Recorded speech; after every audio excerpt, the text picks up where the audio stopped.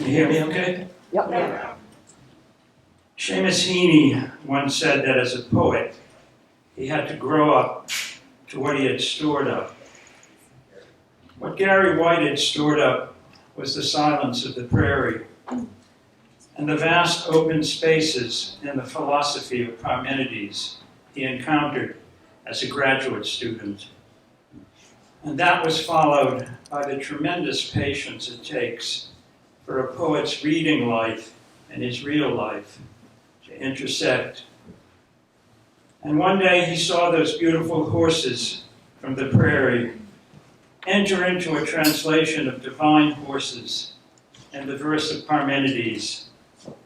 And I imagine in that moment he heard the magical hoofbeat of Pegasus. I think I can hear it.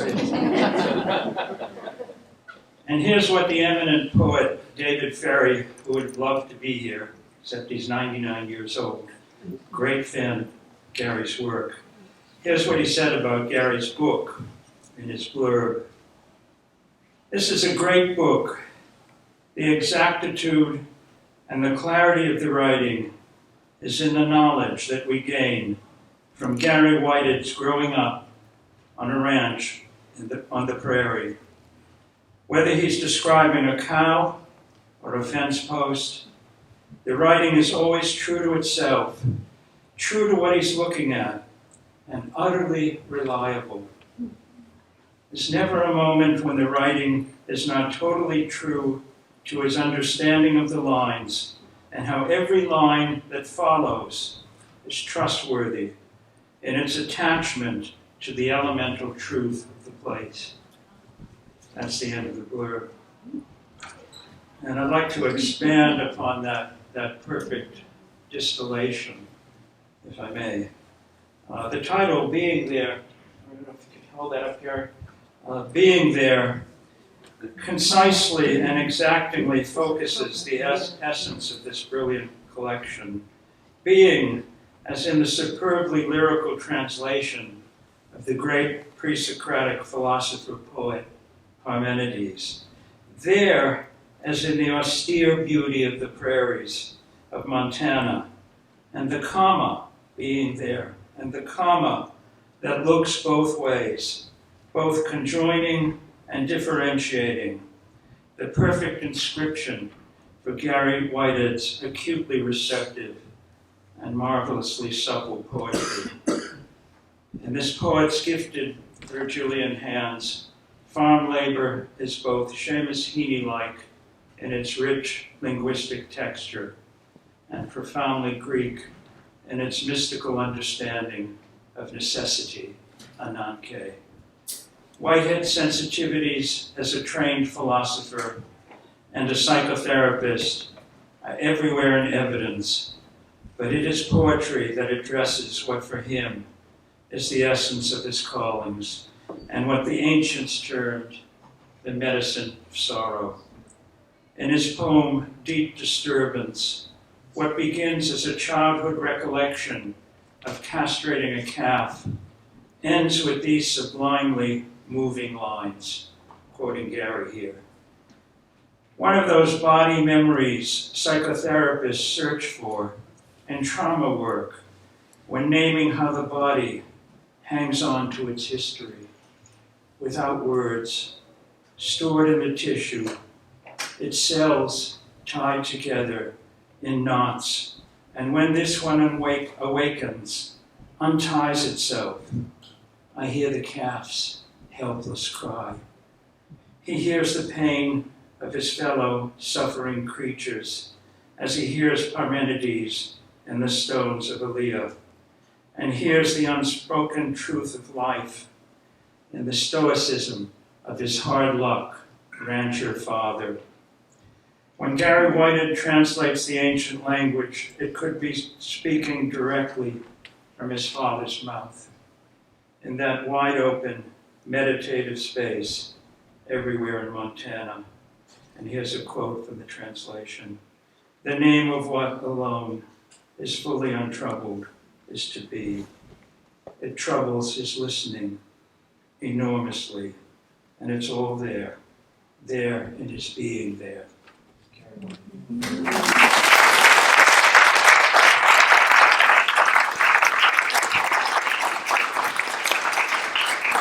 Thank you, George. And thank you, Peter, wherever you went to. And thank you, all of you, for coming and being here. Thank you so much.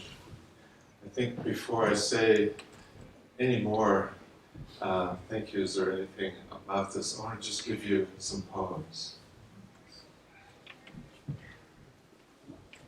First, astonishments.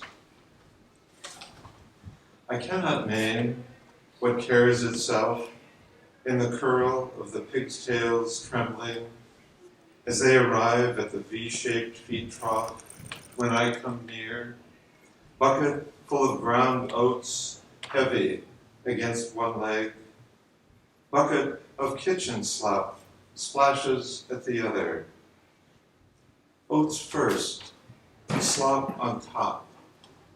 I listen close as their rubbery snouts plunge and snort into the feast. Up high, the soft, steady voice of wind sings above this slurping, presses its shoulder against the windmill's blades. The giant wheel turns in circles. Each time it goes round, its metal-to-metal squeak and grind carves the sky in half, pushes the wobbly wooden stick down into the well beneath the ground, then lifts up water. Each time it descends, the long stick bends so that I fear it will break in two, but it doesn't.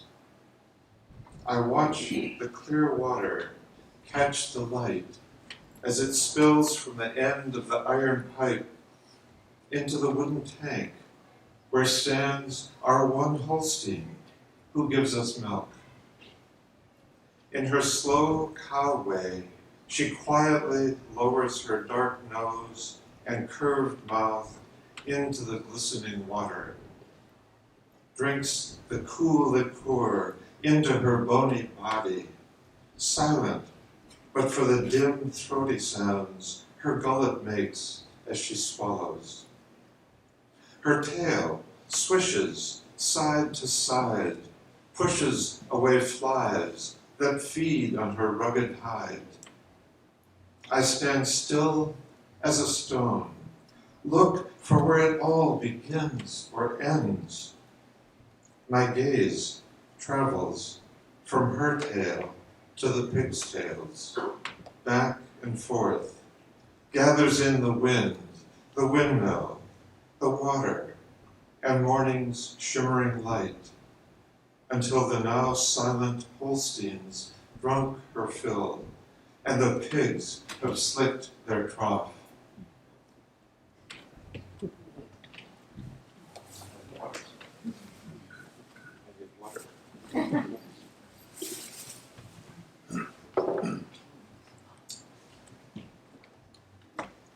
How I remember you,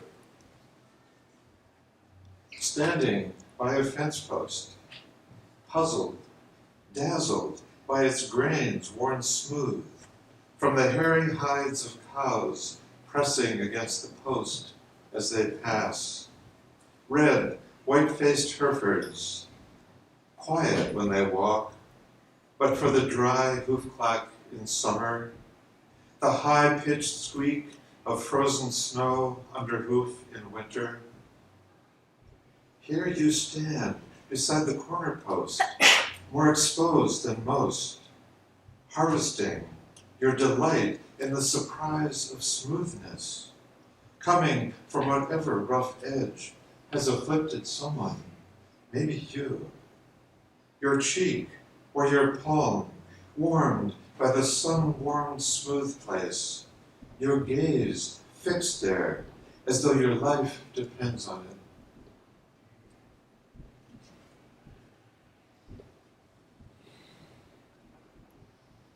Locus aminis, it's an old Latin phrase that means pleasant place, or it could mean idealized place, but a place of holding, a place of sustenance and support.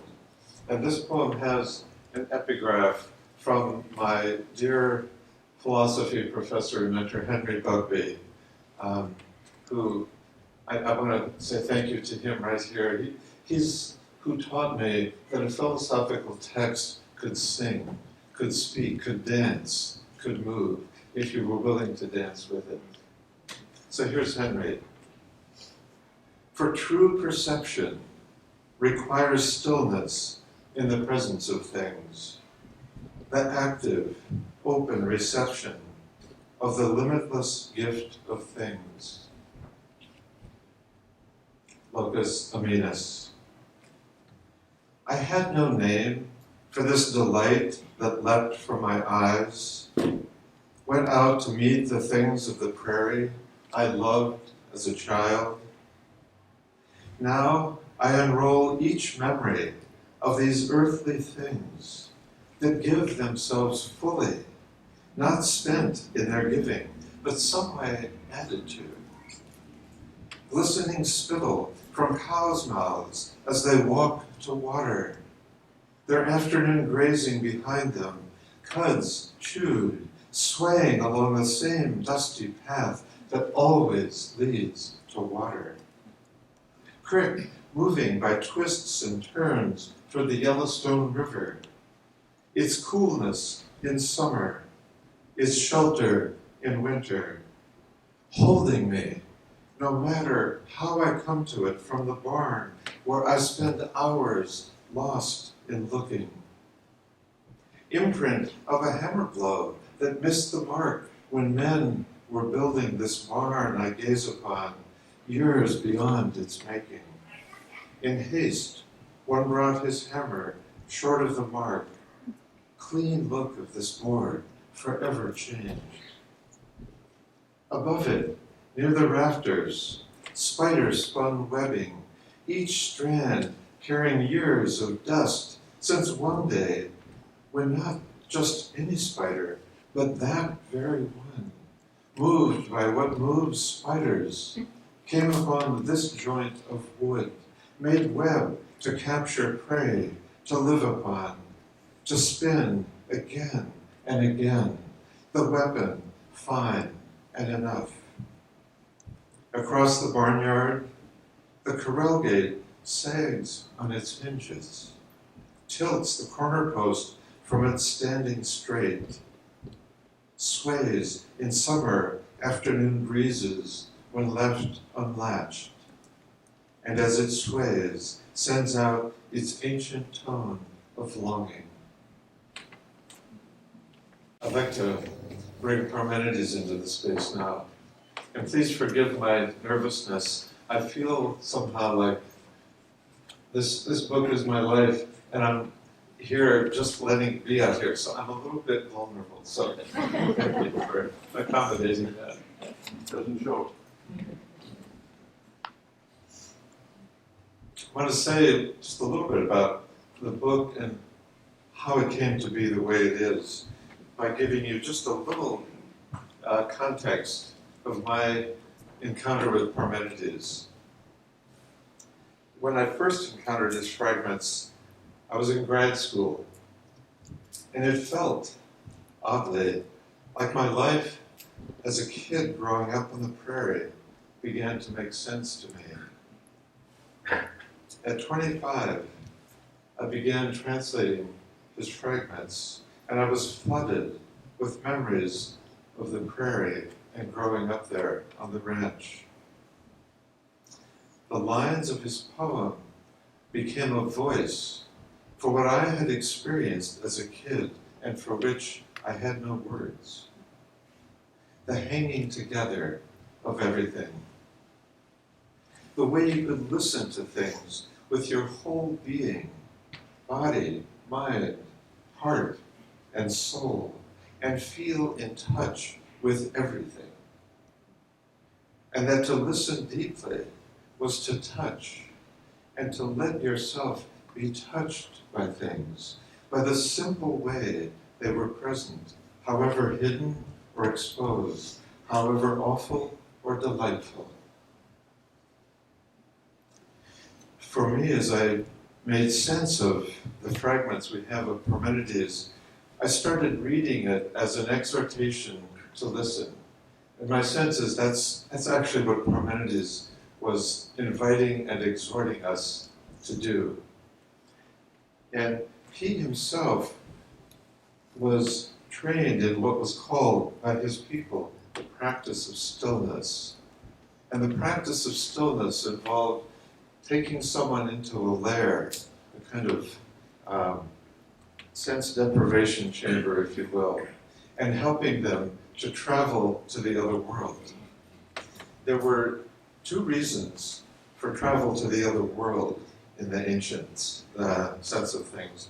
One was for personal healing, and the other was to meet the goddess and be given healthy laws to bring back with which to govern your community.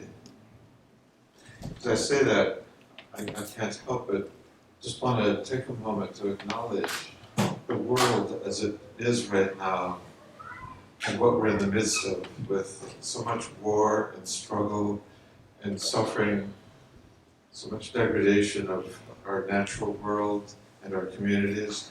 And just kind of send out a prayer, if you will, for some healthy laws to come back to govern us in a way that would involve the kind of listening, really listening, that Parmenides exhorted his community toward.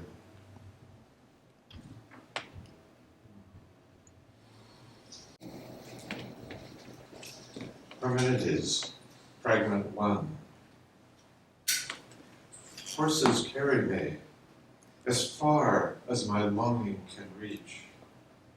Transport me to the many-voiced road of the goddess that carries the one who listens through vast silence. On that way I am carried, for the very wise horses know where to go. They pull the chariot at full gallop, and maidens lead the way. An axle blazes in its sockets, urged forward at both ends by its whirling wheels, sends forth the eerie sound of a whistle you hear traveling to the other world. These young women, daughters of the sun, as they leave the house of night, throw back veils from their faces with their hands and hasten to convey me into the light. There stand the gates of the ways of night and day, enclosed with a lintel above and a stone threshold below. These ethereal gates themselves are covered with great doors whose alternating bolts are held fast by Decay, goddess of justice, who lets nothing past her. Speaking gentle words, the maidens cunningly persuade her to swiftly push back the bolted holder from the great doors.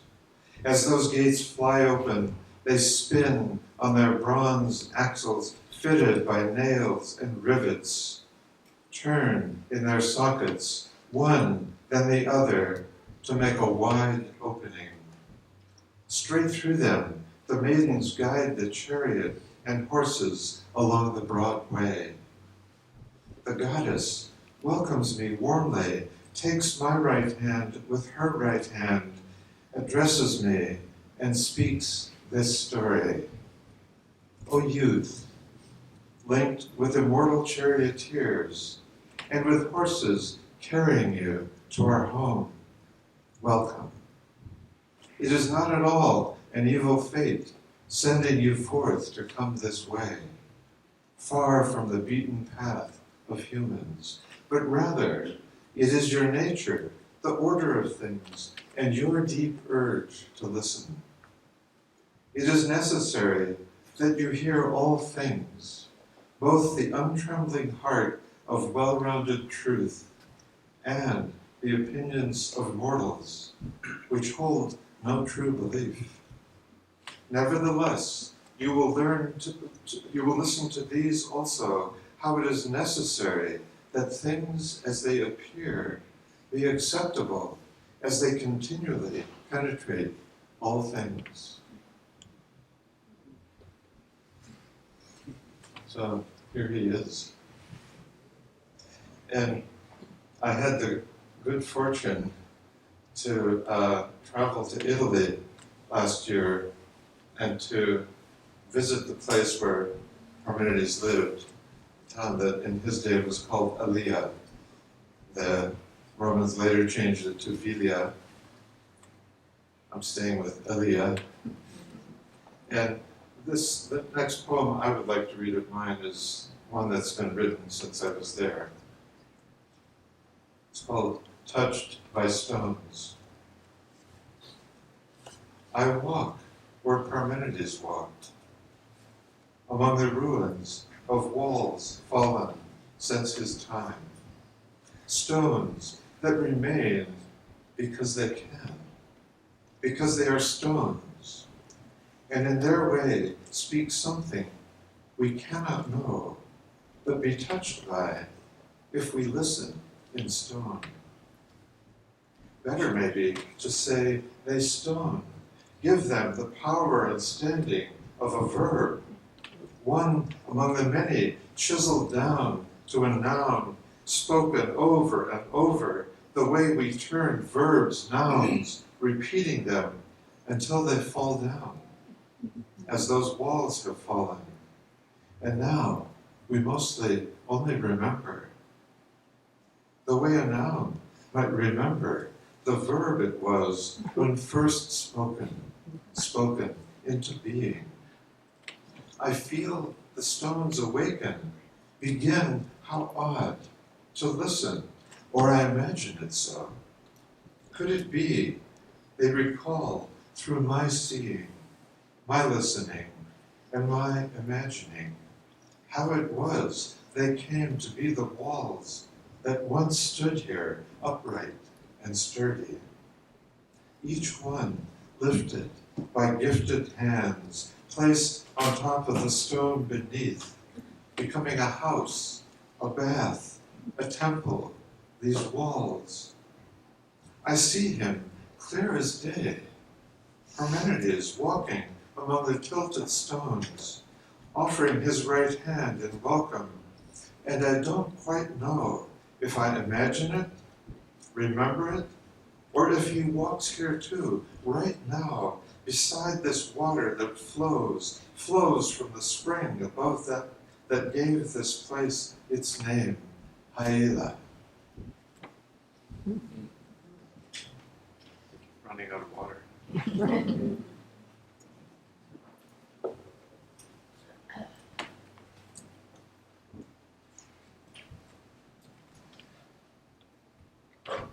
Just need to keep track of the order I chose things in.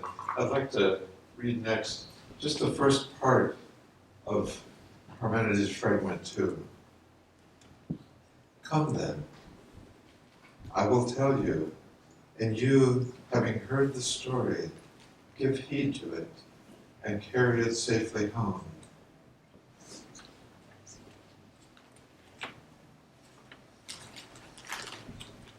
Learning to speak fence post. Were you, Parmenides, the one who guided me to stand close to fence posts, to listen to their slivers, their knots, and their uprightness? Were you there saying, the goddess is at hand? That she speaks fence posts, slivers, her verbs, knots, her nouns, the rough touch of their weathered sides, her line breaks and rhymes, and that there are almost no prepositions.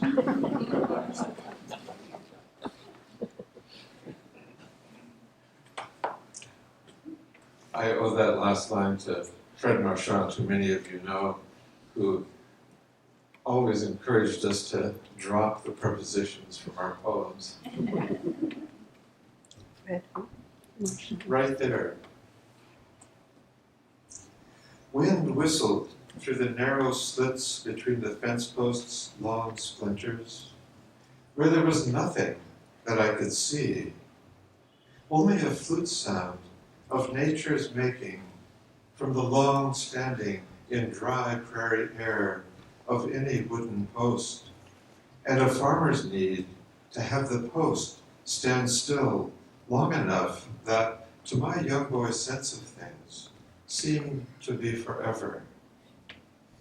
It delighted my eyes and my fingers to touch something that lived right there inside where forever might arrive. And there I'd go on many days to touch, to listen, to see that very nothing and hear that single forever.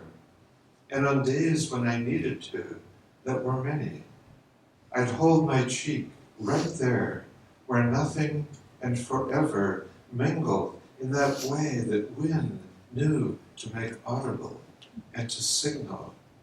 It seemed, maybe only to me, to signal that if I longed for what was far away, my longing could soothe me, starting at my cheek where it touched a body that knew to stand still and to wait and to sing, and singing to weave nothing and forever into dancing somewhere that was nowhere but in that longing.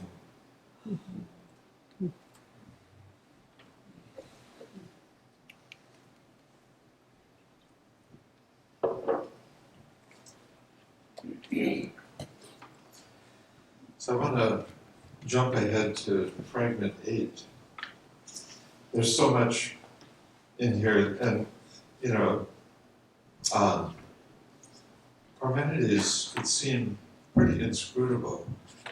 It has so to me for most of my life, and I've been working on the translation for over 50 years, so don't feel chagrin if you feel he's a bit inscrutable when you first encounter him. And fragment 8 is the longest fragment that we have of his poem, and it speaks over and over of being.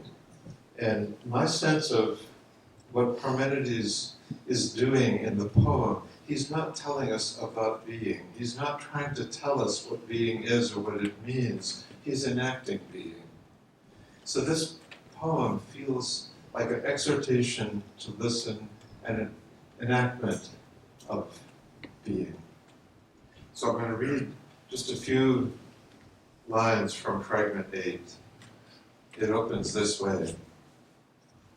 And one utterance of the way still is left, that it is. Listen to this. On this way are very many signs, that being is birthless and indestructible, for it is whole-limbed and unmoved and without end, not ever was it or will it be, since it is now all at once, one continuous.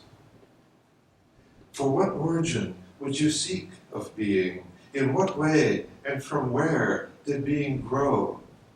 From not being, I shall not allow you to say or to think, for it is not to be said or thought that being is not. Beginning from not being, what debt could stir being to grow later rather than before?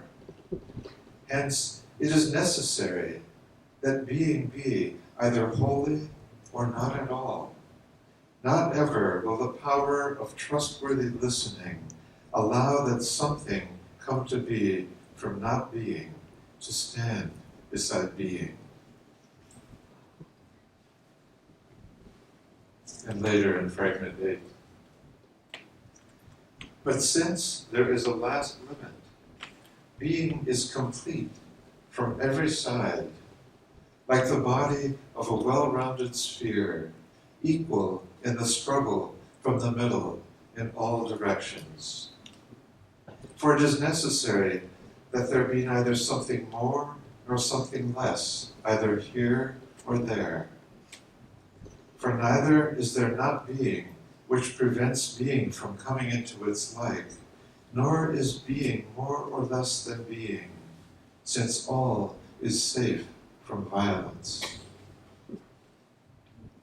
Equal with itself from every side, being hangs together within its own limits. If you listen, you can hear it. Well, Butte.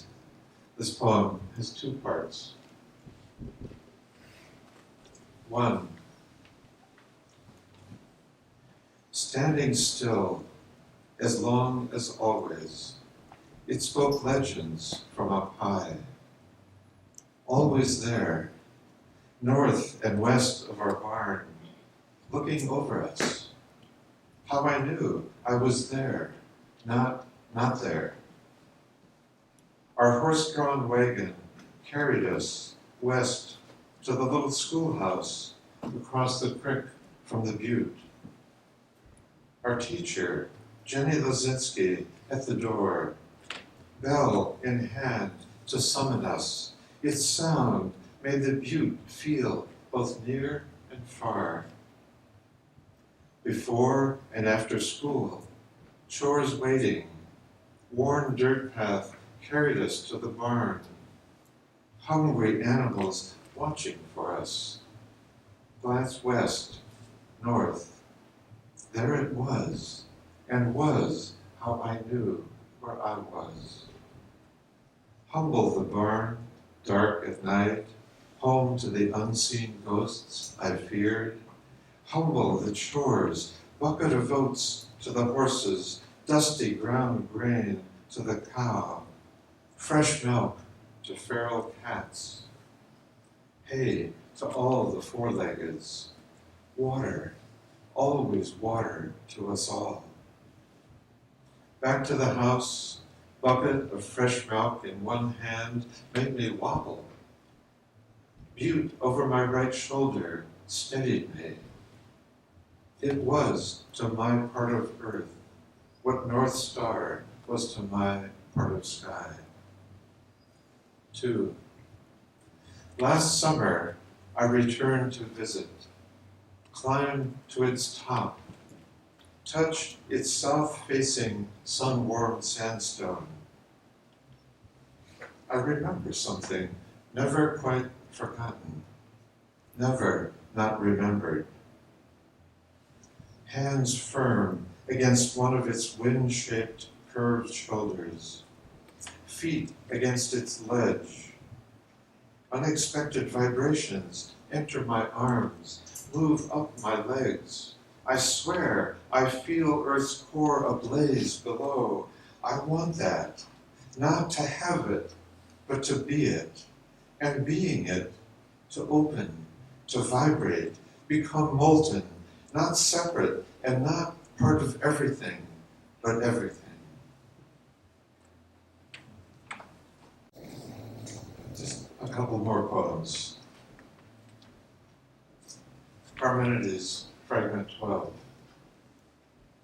For the narrower bands are filled with pure fire, and the next ones with night, and in the midst of those a portion of flame is sent forth. In the middle of this, the goddess steers all things. For everywhere she begins sexual mingling and the painful drama of birthing, sending the female to mix with male, and again the other way around, the male with the female. It goes on. This is my poem. It goes on. This time, I'm 14, and he says, it's your turn. When the next contraction hits, her body groans. A sound, someplace between pain and pleasure, passes between my own ribs. One foot appears, not two. Naked to the shoulder, between contractions, I reach in, blind hand finds what I've already seen, only one front hoof. I reach deeper, fingers swimming upstream as if entering a dream. The cow seems miraculously not bothered by my presence inside her. Then it comes. Next wave of her push. She grips my arm with her birth canal, nothing more sure of itself. All four of her legs stiffen, and as her moan cleaves the air, I'm suddenly stilled inside her. Only minutes ago, she tried to run us down. Now, I've become part of her. Smell of winter straw, manure, dirt, and wet cow's tail, all of it so close to my face, there is no room to doubt this world. An unexpected peace enters my body. Inside her dark, the other leg touches my farthest finger, which cannot move until her contraction ends. The moment she relaxes, I reach deeper, grab the folded knee, and with my feet braced against the ground, push the small body back where there's more room, all the way to where I find the backward foot, grip its slippery hoof, flip it forward to join the other, lace my fingers around the leg bones, tighten my grip and wait. When it comes, I pull with her push, my arm as intimate with her as strange to itself, little one sliding into sight, 2 front feet, legs, pink nose, white face, ears slicked back, long, red body, all of it sliding onto the exhausted straw. That was midwifery 101. So, I want to pause here, and I'll give just a couple more lines, but I want to say some thank yous. First of all, thank you again to all of you who are here and offering your generous listening and presence. Thank you so much. And I also want to again thank George, my dear friend, who has traveled the whole journey with me of the making of this book with such generous listening and feedback and guidance of all kinds. So thank you, George. And I also want to thank David Ferry, who's not here, but is here, and who has been such a dear friend and poetry mentor, and to whom I dedicate the book, along with my philosophy teacher and mentor, the late Henry Lugby. David, for me, has somehow listened me into listening. He once told me to read a passage from Nietzsche, where Nietzsche says, read slow, read slow, read slow. Reading and listening is the goldsmith's art. So I also want to thank David for inspiring me in this version of my translation of Parmenides to make it into roughly pentameter lines. It's written in dactylic hexameter, but as David says in his intro to the Georgics by Virgil, which he translates, he says that the hexameter of the ancient line doesn't do so well in English as a hexameter, and the pentameter works better. So it made it sing for me. It's when I knew that I was done with translating Parmenides, and I mean, at least for now.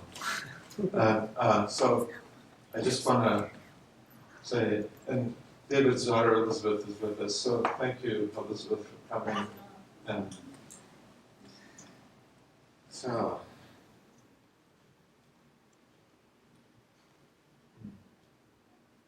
I also want to thank, actually there are many of you in this room who have helped me with these poems. So I want to thank many of you, and you all know who you are. And I want to especially thank Rich Borowski, who is here and who has generously written a review of this book. And it just was completed this morning. And I have copies of it right over here. Should you be interested in taking one? And if there are, I don't know, 20 copies there, maybe. If, there are how many? Just 15. 15. 15 copies. So if you would like to take one and they're all gone, there's a sheet there for you to write your name and email, and you can get the review sent to you. And I read it this morning preparing for today, and it moved me so much. And it informed me what to read today. So thank you, Rich. Thank you so much. And thank you to you, Lisa, for bringing your cello and your presence, and Bach. Thank you for opening our listening. It's an honor. Thank you. And though the editor is not here, at least I haven't spotted them, I want to say a thank you to Les Browning, editor of Homebound Publications, who has, in my view, done an amazing job of designing this book and executing it, and I'm so grateful to her. And they also did my first book, and have done many wonderful things, including making a bilingual translation of the first book, Russian and English. So let me know if you are interested in that. I have a few copies laying around. So I'd like to close with just one more passage from Parmenides and one more poem of mine. So Parmenides, fragment 19. So, according to belief, these things were brought forth and now are. And afterwards, from this time, they will grow and perish. And for each of these things, humans have laid down a distinguishing name.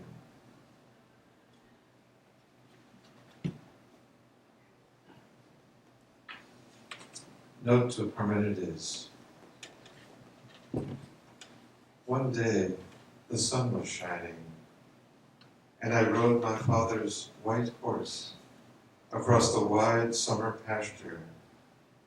It must be that maidens of the sun guided me, for when I rode to the round wooden water tank, just before the mare's muzzle rippled the surface, I felt the perfection of still water settle into my belly, and for a moment, nothing moved.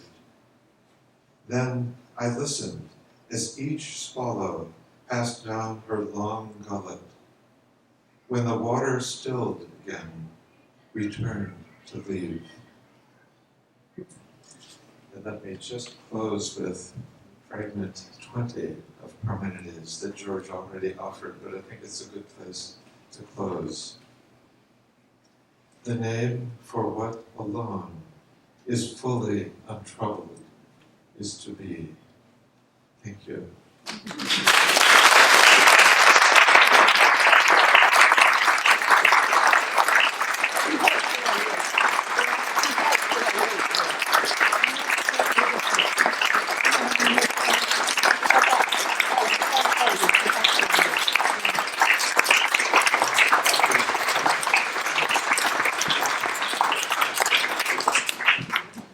I feel like I want to applaud your listening and your being here. And I also want to just open this up for just a few minutes with any questions that you might want to ask. And I'd like to invite you, George, to join me in this dialogue, if you will. And, you know, if you don't have questions, that's okay. This isn't an exam or anything. And, you know, in some way, I would say that the poetry, dance came for me before poetry, but dance came into my life when I was finishing my dissertation and finishing my first translation of Parmenides, and ballet and Parmenides collided, and it was like a nuclear kind of energy that came from that. So yeah, They do, and it continues that way. Yeah. Yes. Does music ever inspire you? Pardon? Does music ever inspire you? Yes. Yes. Music inspires me. Like today, for example, listening to the Bach piece that Lisa played, it actually changed how I could read. I don't know if it was noticeable. It was noticeable to me that it did something inside me that made the poems come through in some different way. So thank you, Ella, for that question. That was me, my granddaughter. My other granddaughter has a question. And What's one of the poets that inspired you to write your own poetry? say it again. Do you have any poets that inspired you to write your own poetry? Oh, good question.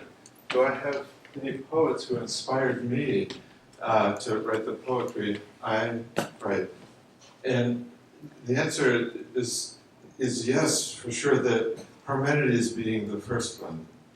A second one is probably, well, there are two. Robert Bly inspired me, and then I'm spacing on his, William Stafford was the other poet who was from the prairie, and when I sat down and read his poems, I felt like I had gone home. So for a long time, many years in fact, I would get up in the morning as Stafford did. He was noted for getting up super early in the morning and writing before he spoke to anybody. And I would do that, and I would sit down and read some of his poetry and then start writing. So yes, thank you, Addie. Vicki. I'm curious about how you got from the Montana Prairie to the Texas Ballet. To the Texas Ballet. Oh my God. Well, I've always wanted to ask you that question. Very briefly, I thought I would never leave the ranch, but in my senior year of high school, I got inspired to go become a minister in the Lutheran Church. So I went to Lutheran schools for a couple of years before I dropped out of that, and they required that we learn classical Greek. So then when I decided not to be a minister, but went on to grad school eventually, I studied classical Greek again, and I just dropped into the pre-Socratic philosophers as sort of like my home as far as the history of Western philosophy is concerned. So then what took me to Texas was following wherever the teaching job showed up, right? And so I went from Penn State to the University of Montana to the University of Texas at Arlington, and that was where my rather short ballet career blossomed at the Fort Worth Ballet. So that's the short answer. Yes? Can you say anything about the relationship of poetry and psychotherapy? Wow. I want to be just a little bit cutesy and say, I'm not sure they're different. I'm not sure they're different. And that the act of listening that psychotherapy calls for and evokes is the same for me as the act of listening that poetry inspires.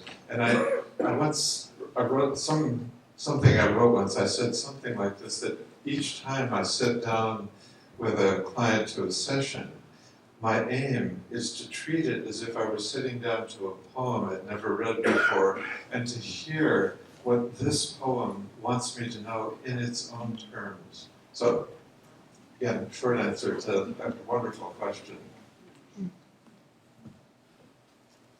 Yes? It's not a question, but it's just, at one time I was a farm boy on a farm in Pennsylvania. And the slap of the wet tail across, the cow's tail across your face, and then getting stepped on by the cows. And the flies moving, it was like, it's so, your voice is so perfect. The note it hits is such a true thing. I couldn't help but slip back there. Thank you, Jack. Thank you. Thank you.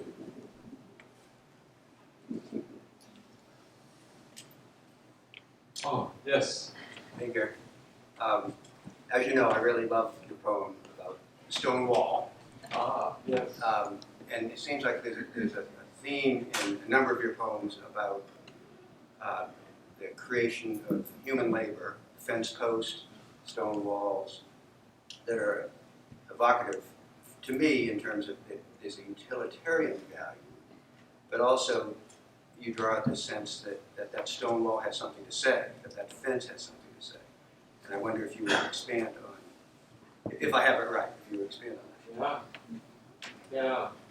Yeah, it's a good question. Did everybody hear the question? Yeah. My hearing, as you can tell, is starting to tank on me. But well, let me answer the question this way. When I first was reading Parmenides, all those experiences, all those times that I remembered standing next to fence posts, I realized, as I didn't think it, I didn't have it as a concept or an idea, but as I wrote the poem, it was like harvesting a body memory that those fence posts were actually speaking to me, and they were offering something in the way they spoke. In my case, I felt like they were offering their steadiness, their always there-ness, their faithfulness to the place. And so that meant a lot to me, and that's part of what I meant when I said when I first translated Parmenides, my life felt like it started to make sense to me. So when I went to Elia and walked among the ruins, and it was amazing, and Sabina was with me, when we walked in it was as if the place just was alive with his presence, with the stones.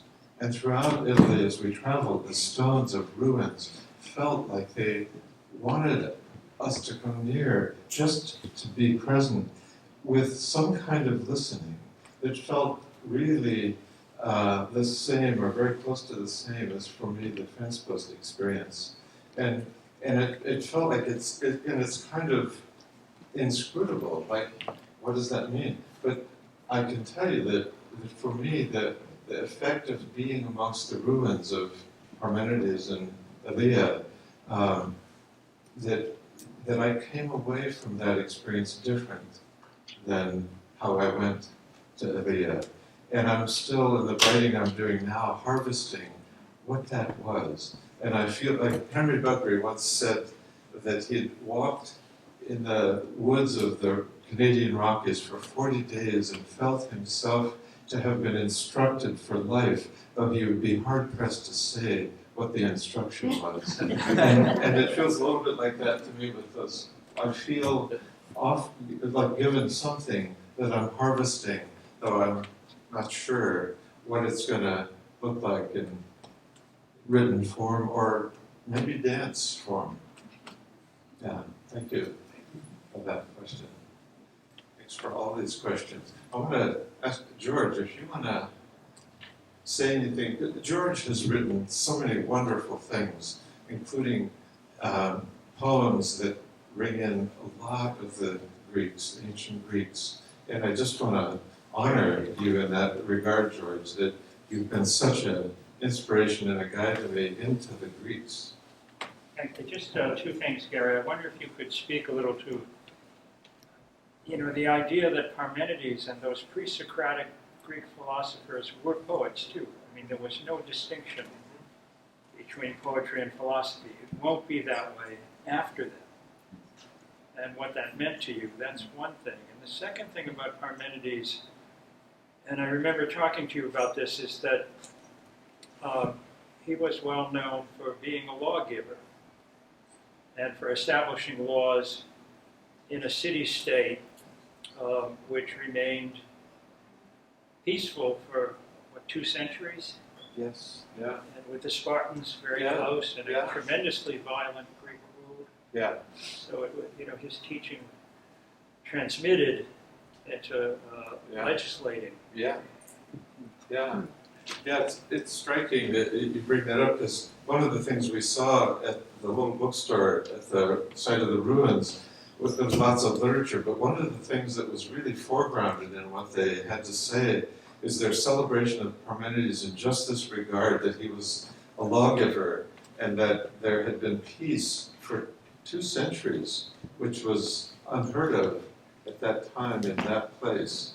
So I'm not sure what else to say about that, except that the way I read Parmenides, that the energy with which he was giving laws was deeply informed by the goddess energy that was so important to him and to a lot of the people at that time. The goddess energy was really a central element in how they were informed about the world. To your first question about poetry and philosophy being the same for the pre-Socratics, I think it's really a great question, because for those guys, Anaximenes, Anaximander, Pythagoras, Heraclitus, Parmenides, all of them, their vernacular was poetry. That's how they spoke, that's how they thought, that's how they lived, is my sense of it. And it's not until after Plato comes along and writes the Republic and says that there's some kind of quarrel between poetry and philosophy that somehow is a kind of a problem. And,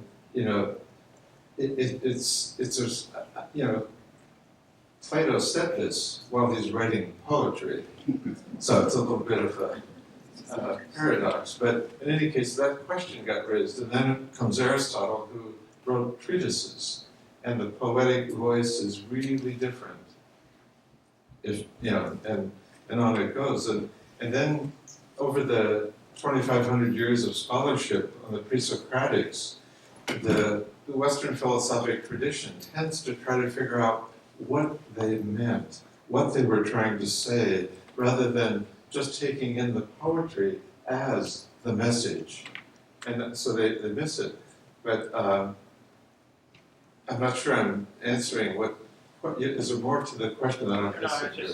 it just seemed that you, right away, that was so important to your own identity Yeah, that Parmenides would be both at the same time. yeah.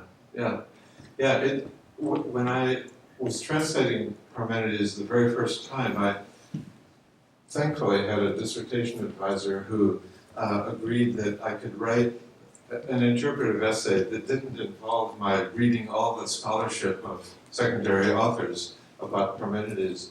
And so I was able to stay with the poetry of the fragments and let that guide me. And that's how I came to the understanding that Parmenides' poem is not a poem about being, it's an embodiment of being. Thanks, George. Eleanor. I'm wondering if spending your entire adult life studying Parmenides, why it was only last year that you got to Alea? Say it again. Why it was only, Why only last year yeah. did I get to Alea? It's a good question. I'm not sure what the answer I is. see, okay. I'm not sure what the answer is. And it was partly finances and just not having the wherewithal to do that. Uh-huh. And partly, I think, in another way, at another level, it was maybe maturing enough to be able to go there and be ready for what was going to happen when I got there. Mm. That's probably the more important part of the answer. Yeah. So I'm seeing by the time we probably should finish. And I'm happy to sign books if you want. I have a bunch of copies of the book. And there's some food over there, some wonderful food. Something called News Torta is over there, which is a gift from Sabina. And there's wine and there's seltzer. So please help yourselves. And thank you.